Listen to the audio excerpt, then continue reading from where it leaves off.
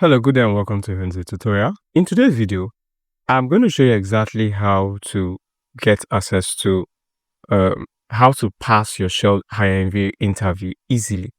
Now, I've already prepared a couple of more questions, which I'm going to be sharing some of them with you here, and I'll be showing you the answers and the reasons why you should go for these answers, so that you understand how to answer some of those questions. Now, the purpose of this question is to ensure that you get prepared in 24 hours, irrespective. So if you will have like 2 days or more, it means you are guaranteed 90%, 98.999% that you are definitely going to ace the first stage of the Shell HireVue interview. So because I'm going to give you everything you simply need to know. And if you've not watched my first video on how to handle the Shell HireVue interview, I think you need to go watch that video. I'll most likely leave it at the end of this video. That's going to be a very good guide for you. Now, this is my mentorship class, which you will most likely gain access to. So let's get started. So the first thing here, question is, you are very busy today with multiple tasks and many people are depending on you to finish everything. And so you have to focus on the most critical tasks and then prioritize the remaining tasks based on impact. Stay objective by completing tasks strictly in the order, or do the easiest tasks first to clear the list quickly. Delegate everything to others or check in at the end. The question is, which of them should you choose? Most like me or least like me? So the purpose of this is to check your reasoning. They want to see how you're thinking and whether you're going to be a best fit for the show. So this is likely going to be my answer. This is what I'm going to choose. And so I've chosen that. And which is the least? Is it this? Because if you're doing it based on how the order in which you received it, it's possible that the first one you received could be something that you need in the next 3 months, and there are more pressing issues. So this is going to be least like me.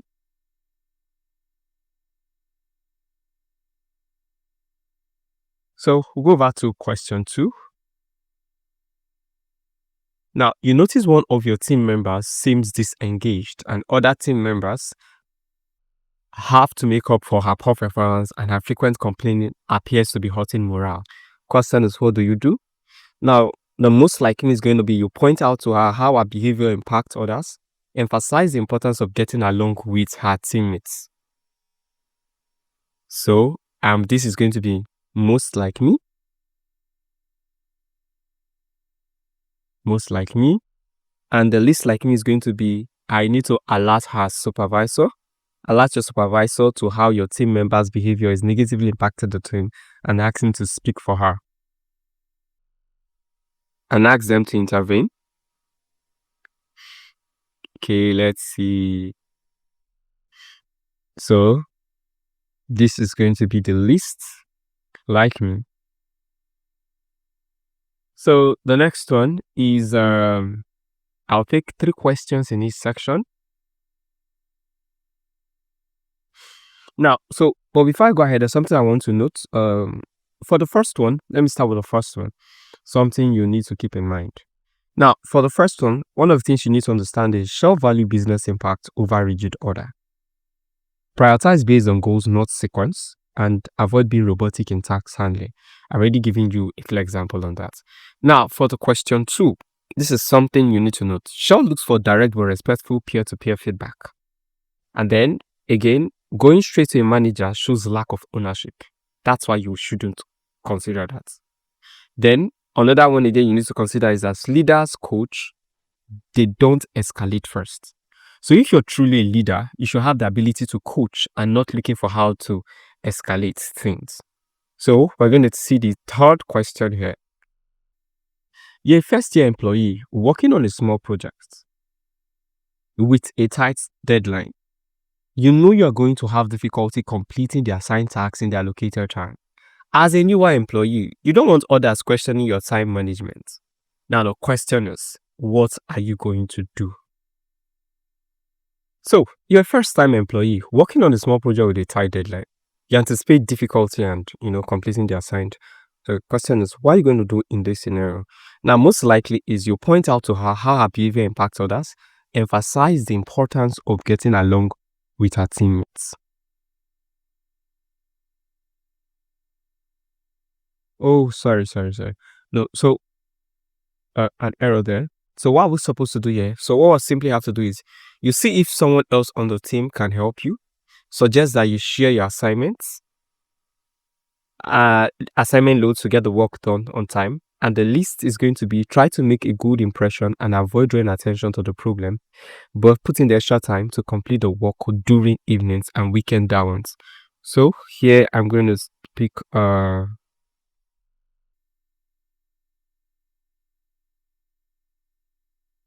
so this will be more like me,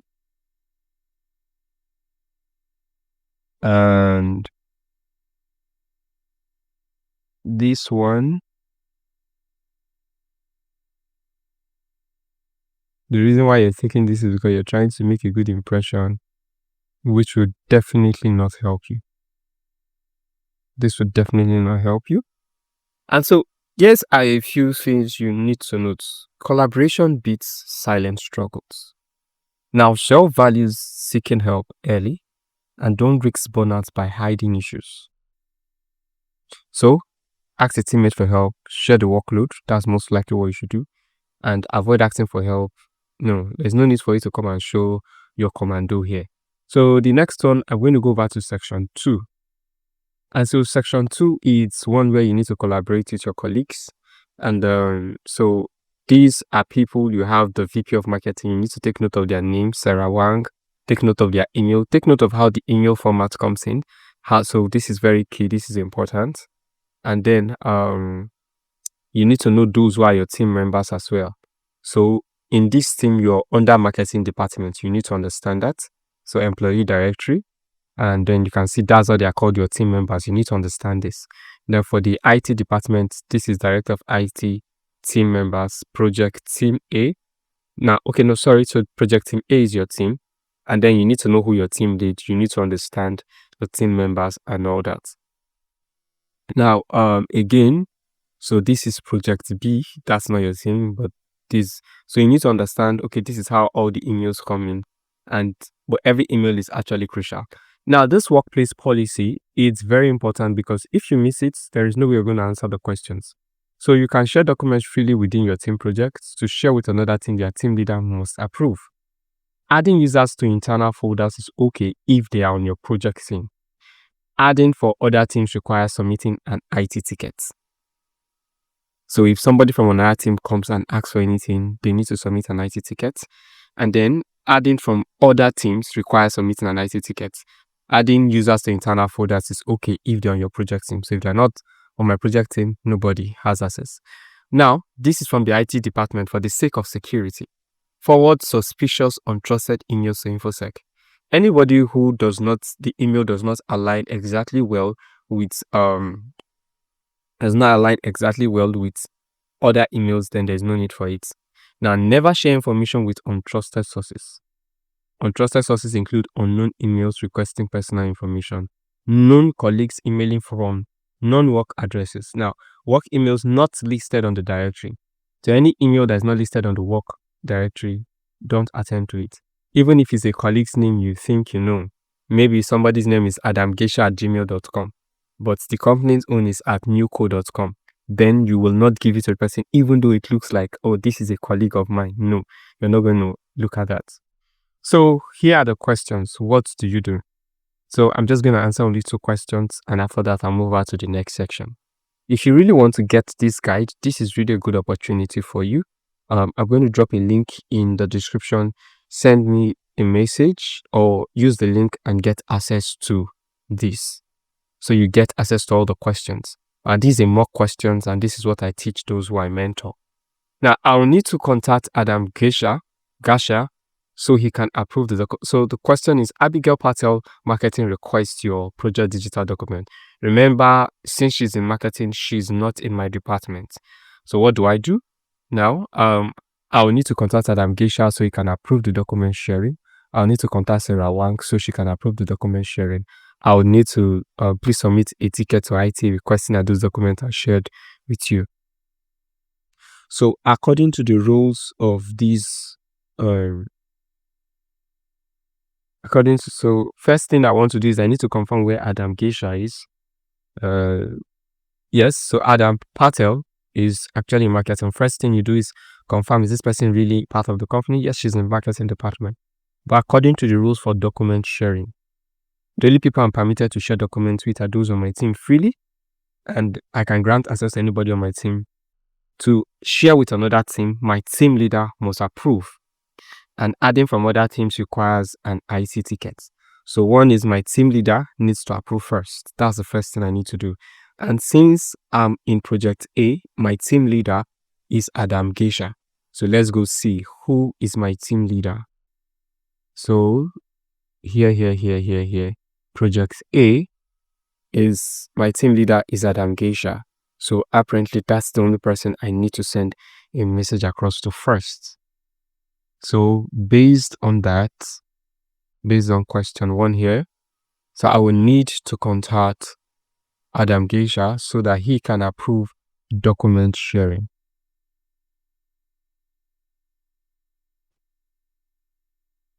So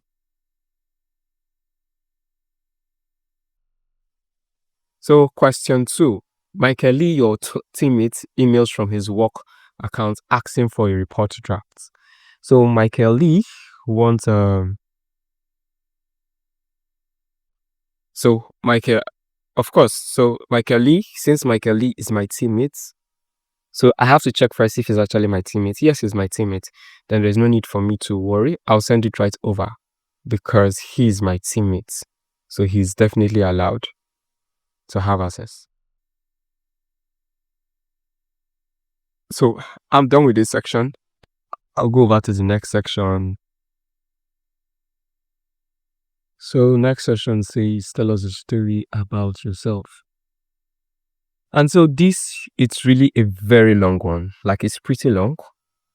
And I think this section has up to, it just has about 13 questions, not that much. So this is what they're going to use in rating us. And the question is, how do you answer to questions of this magnitude? So this section is basically about self-awareness, curiosity, teamwork, motivation. So I need to choose answers that reflect your growth mindset, collaboration, and long-term commitment. So how often do you get involved in something just for the sake of learning? So whatever answer it is that you fix to, you must understand that they're going to twist those questions. And so you must always get it right all the time. All the time you must always, no matter how it is, they twist the questions. How often do you get involved in something else, in something just for the sake of learning? I'm definitely going to say frequently. And I'm highlighting that as my answer. And now you need to understand that Shell values curiosity and they also regard adaptability. So that's the reason why I'm going for it. Now, question 2, remember I told you questions to switch the approach, same question, but asked in different manner. So you need to be conscious of every single question you ask.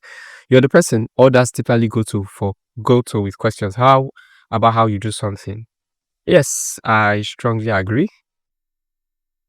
So most likely I want to stick with this. And now, how would you rate your performance compared to others? Among the best, if you ask me. Because I'm vying for the best position, but what matters the most is I stay consistent with my answer. Okay, so I'll take 5 here before I jump over to the next one. Now, one of my strengths is my ability to motivate and inspire others. Yes, strongly agree. Now, remember the question we answered, the person that people usually go to, and I said yes. So you see, that's why I need to strongly agree on this. And then, how would you rate your verbal communication skills?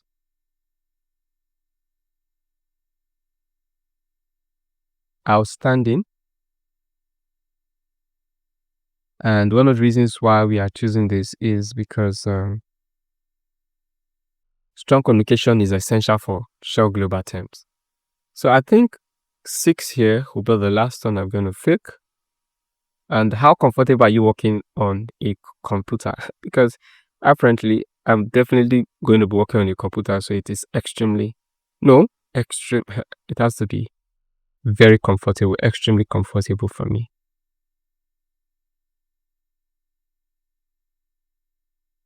Now, you would likely have to answer lots of questions like this, so many of them. Now, we also have the section where, that's for section 4, where you have to describe your approach. And yeah, okay, I hope that's it.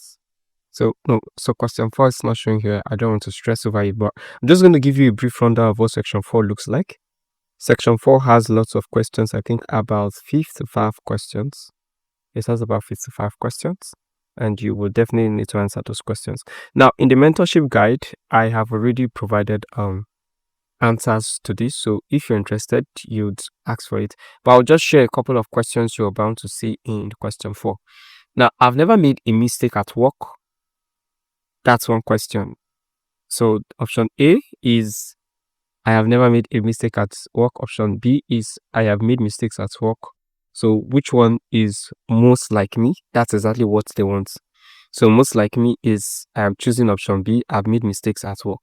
Now this shows honesty and growth mindset. Everyone makes mistake. Now question 2, the harder I work, the more I succeed. And the option A is the harder I work, the more I succeed. And option B is hard work does not always lead to success. So I'm going for option A, the harder I work, the more I succeed. Chosen, most like me. Now, question 3 is if I don't succeed, I am not upset as long as I tried my best. Now, option A is if I don't succeed, I am not upset as long as I tried my best. Option B is success is what drives me in work. So, most like me is success is what drives me in my work. Now, clear focus on result-driven motivation. Question 4 is I quickly adapt to the people around me. So, and then the option A is I quickly adapt to the people around me. Option B is I act the same around most people. So, option A, this is adaptability and flexibility, which is one of the things Shell is looking out for in people. So, obviously, I quickly adapt to the people around me. This is what I am going to choose. And then let me pick another question. I prefer a job in which I always have to learn new things. Option A, I prefer a job in which I always have to learn new skills. Chosen like me. Now, remember I told you that when answering to section 3, that you need to stay consistent with all your answers. So if you fail to remain consistent, you're making a mistake. That's why you need my mentorship guide, so that you don't make some of this mistake. You understand where consistency is playing. Because all the questions you're asking is to see your consistency. Now, I prefer a job where I always have to learn a new skill. That's what I'm going to choose, rather than I prefer a job well suited for my current skills.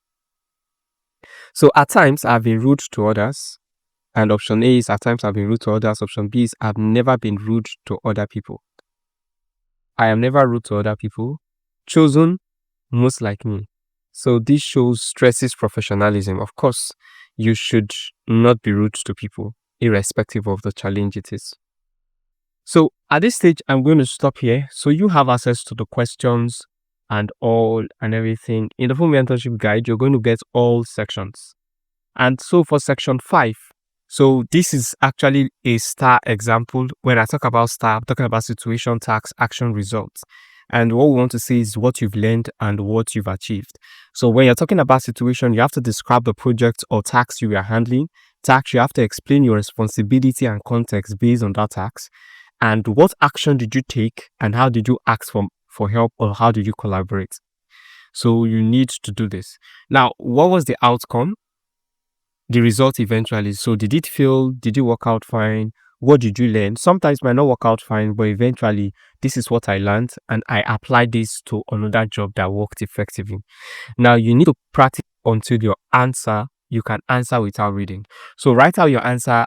The workbook, which is one of the things you get in the mentorship guide, gives you the opportunity for you to answer those questions. Now, after you're done answering it, you look at them, read them very well, practice them, memorize them. Because when looking at the camera, you need to stay focused looking at the camera. Your eyes should not look at your screen. Your eyes should be on your camera when speaking.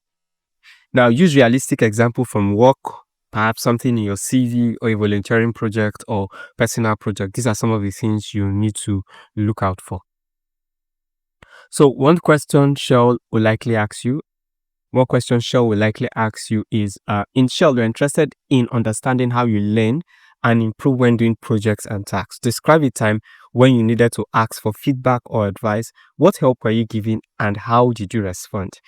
I have in my mentorship guide, I've already provided exactly how this question can be answered, but then you can go ahead and do this. So you think that's where I'm going to stop? Now, any other one, I've already provided something here that could help people, how people could make use of AI. However, I do not advise you to use it for all your answers, but it's a guide. So if you have my mentorship guide, you're also going to gain access to this.